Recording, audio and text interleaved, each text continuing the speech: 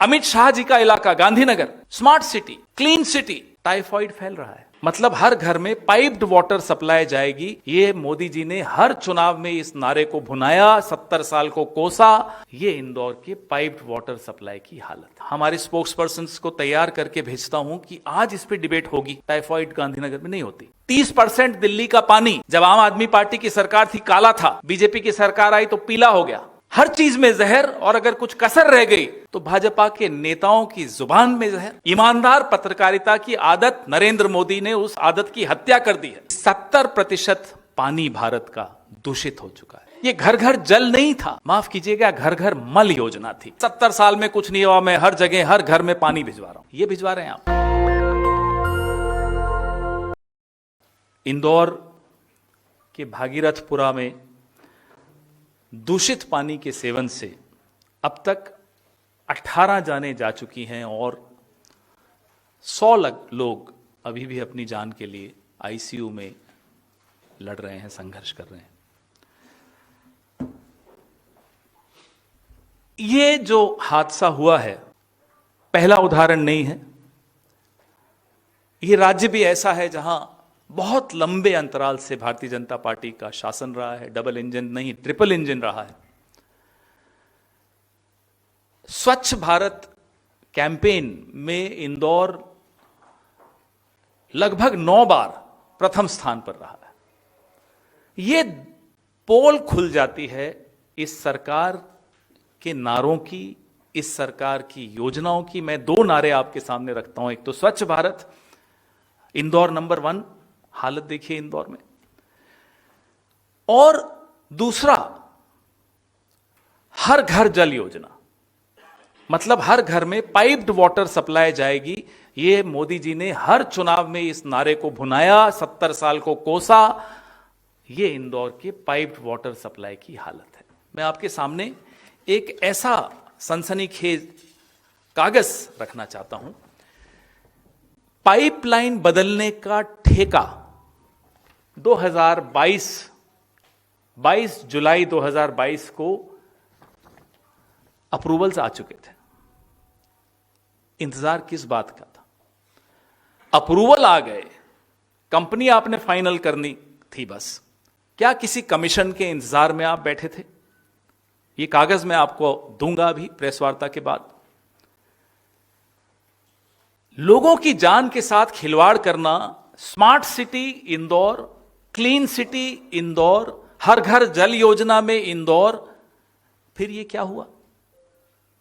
और ना केवल इंदौर, अमित शाह जी का इलाका Gandhinagar, smart city, clean city,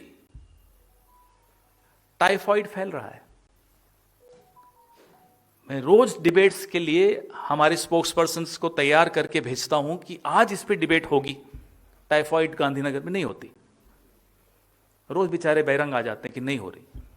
हमारी साधना भारती ने उठाया दिल्ली में 30% दिल्ली का पानी जब आम आदमी पार्टी की सरकार थी काला था, बीजेपी की सरकार आई तो पीला हो गया। ये ईस्ट दिल्ली अच्छा इलाका माना जाता है, यहां की हालत। उदाहरण अनेक हैं, पूरे देश में उदाहरण है। और हवा में जहर हम रोज भुगत रहे हैं दिल्ली में। पानी में जहर आपके सामने है। दवाइयों में, रेबीज के इंजेक्शन में मिलावट, कॉफ सिरप में मिलावट, पनीर में मिलावट, हर चीज में जहर। और अगर कुछ कसर रह गई तो भाजपा के नेताओं की जुबान में जहर। ये किस तरह का अमृतकाल है, ये आपके सामने है। और आप जैसे पत्रकार अगर सवाल पूछें तो कैलाश विजयवर्गीय की भाषा आपने सुनी, बदतमीजी, गाली गलौज। आदत ही खत्म हो गई पत्रकारिता की इन लोगों को। ईमानदार पत्रकारिता की आदत, नरेंद्र मोदी ने उस आदत की हत्या कर दी है। आप लोग अब पूछ ही नहीं सकते हैं, पूछते हैं तो यह जवाब मिलता है, ये गालियां सुननी पड़ती हैं आप लोगों को। मुझे बड़ा बुरा लगता है आप लोगों के लिए, लेकिन लड़ना पड़ेगा, सवाल फिर भी पूछने पड़ेंगे। विजयवर्गीय तो गाली देते हैं, छोटे छोटे बच्चों को, 6 महीने का बच्चा भी उसमें शामिल है, को भुगतना पड़ रहा है।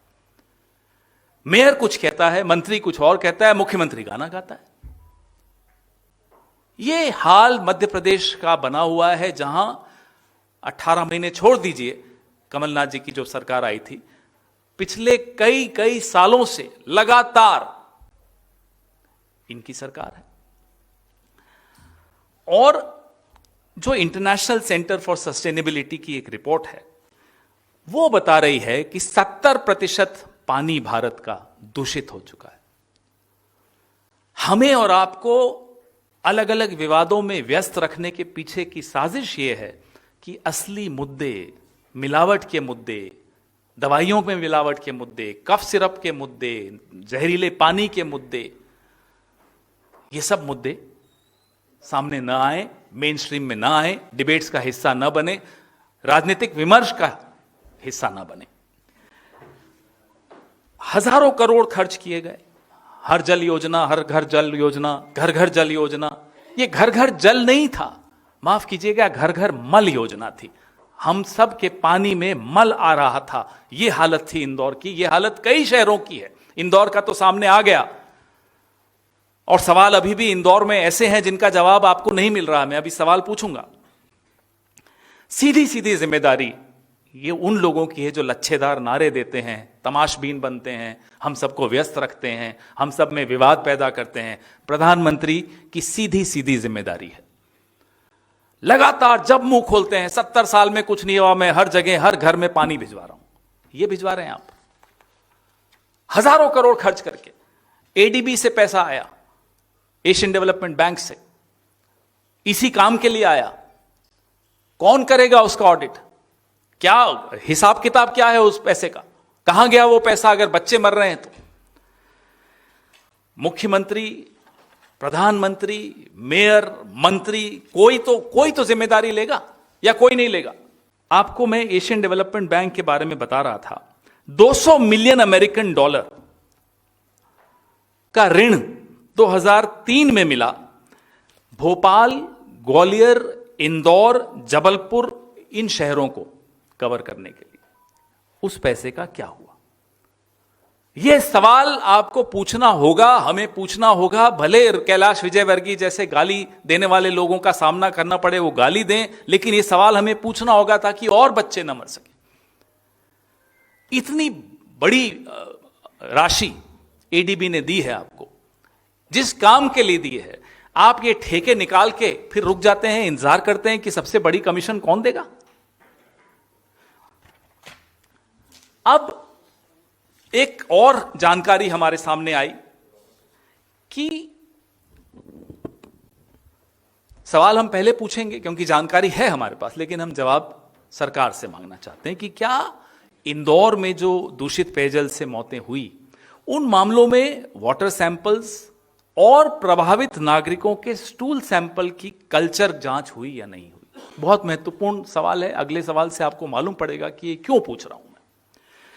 अगर जांच कराई गई है तो हैजा का बैक्टीरिया क्या उसमें मिला या नहीं मिला? ये आज प्रेस वार्ता करने की जरूरत इसलिए पड़ी, आप लोग चर्चा कर रहे थे इंदौर की, ऐसा नहीं कि नहीं कर रहे थे। ये बहुत चौंकाने वाली बात है। सरकार क्या छिपा रही है, ये जनता को जानने का हक है। मध्य प्रदेश की ही नहीं, पूरे देश की जनता को जानने का हक है। हैजा का बैक्टीरिया मिला या नहीं, ये हम सरकार से मांग कर रहे हैं। इसका जवाब दें, लिखित में दें, आप सबके सामने दें, बिना गाली दिए दें। वाइब्रो कॉलेरा की अगर पुष्टि हुई, ये हैजा का बैक्टीरिया होता है, अगर पुष्टि हुई तो क्या इन मामलों को IDSP, integrated disease surveillance programme के अंतर्गत विधिवत नोटिफाई किया गया है या नहीं? क्योंकि भारत में हैजा एक नोटिफाइबल डिजीज है। क्या इसकी नोटिफिकेशन हुई है या नहीं? ये हमारा तीसरा सवाल है। हमारा चौथा सवाल है, क्या हैजा से संबंधित मामलों, मौतों की सूचना राज्य सरकार द्वारा केंद्र सरकार को, ministry of health family welfare को दी गई या नहीं दी गई? कॉरेस्पॉन्डेंस सामने लाइए। आप दोनों के बीच में, राज्य सरकार और केंद्र सरकार के बीच में क्या कॉरेस्पॉन्डेंस हुई है, वो सार्वजनिक कीजिए। बहुत कुछ छिपाया जा रहा है साथियों। क्या इस हैजा की गंभीरता को देखते हुए इंटरनेशनल हेल्थ रेगुलेशंस 2005 के अंतर्गत WHO को नेशनल IHR फोकल पॉइंट के माध्यम से सूचित किया गया या नहीं? और किया गया तो वो कॉरेस्पॉन्डेंस भी आप सार्वजनिक कीजिए। ये बहुत मौलिक सवाल हैं, बहुत महत्वपूर्ण सवाल हैं। They affect the lives of millions of Indians, not just people from Madhya Pradesh, not just innocent children of Madhya Pradesh or Gandhinagar or Greater Noida, as you can see in this video, or Haryana, as you can see in this video, or Delhi, which I referred to when I quoted my colleague Sadhna Bharti. These are fundamental questions that demand an answer. You cannot hide behind slogans of Swachh Bharat, you cannot hide behind slogans of Har Ghar Jal Yojana, you cannot hide behind slogans of smart cities, while the truth is that you've borrowed from the Asian Development Bank money which was meant to replace old pipelines. You failed to do it. You deliberately failed to do it, as I showed to you an evidence of how the tender was finalized and yet it was not given. The work was not started. 2022, 22nd of July 2022, what were you waiting for? Were you waiting for the highest bidder of commission to you? So these are questions that we will repeatedly ask.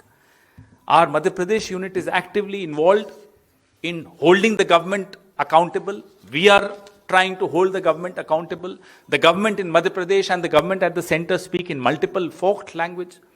The mayor says something else, the minister has something else to say, the chief minister is busy singing songs, and the prime minister is busy coining new slogans. This has to stop.